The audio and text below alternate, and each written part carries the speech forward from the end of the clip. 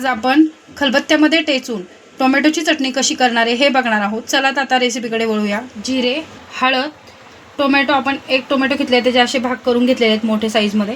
त्यानंतर कांद्याचे सुद्धा आपण अशा प्रकारे उभे चिरून भाग करून घेतलेले, जास्त बारीक नाही केलेले।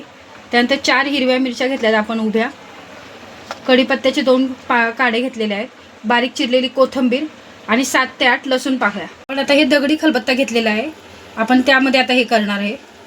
आता मी तुम्हाला काय दाखवते। प्रथम आपण कांदा टेचून घ्यायचा आहे।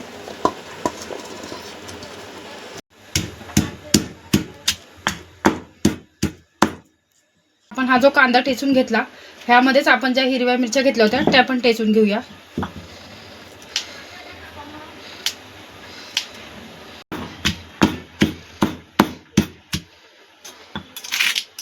हे असं मध्ये परत घ्यायचं ते चमच्याच्या सहाय्याने। तुम्ही हाताच्या सहाय्याने घ्यायला काही हरकत नाही, पण आता मी हिरवी मिरची टाकली आहे ना तुम्ही, त्यामुळे तुमच्या हाताची आग होऊ शकते। आता आपलं हे कांदा, हिरवी मिरची हे एकत्र टेचून झाले। आता आपण यामध्येच टोमॅटो टेचून घेणार आहे।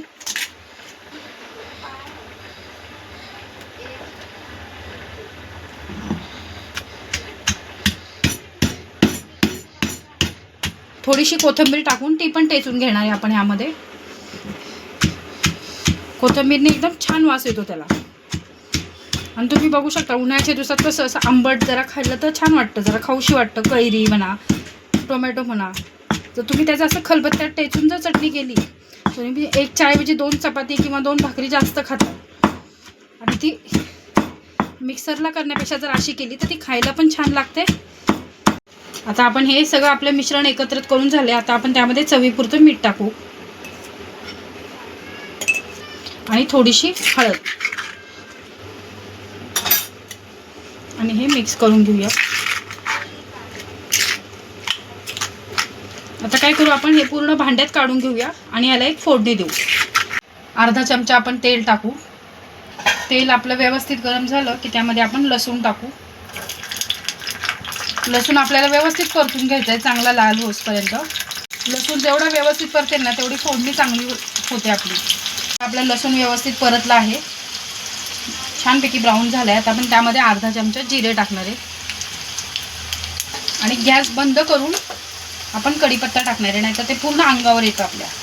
आता आपली फोडणी व्यवस्थित बसली आहे, आता आपण ते ह्याच्यामध्ये टाकून घेऊया।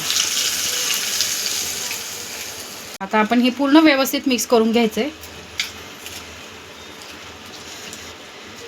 अशा प्रकारे आपण खलबत्त्यात केलेली मस्त वाटून अशी टोमॅटोची चटणी खाण्यासाठी तयार आहे। तुम्ही बघू शकता ही करायला काही जास्त अवघड नाही आहे किंवा काही जास्त तेल वगैरे काही साहित्यही लागत नाही आहे। तुम्ही कांदा टोमॅटो एकत्र केले की ही चटणी छान लागते आणि ह्याबरोबर तुम्ही एक चपाती जास्त खाताल एवढी टेस्टी होते।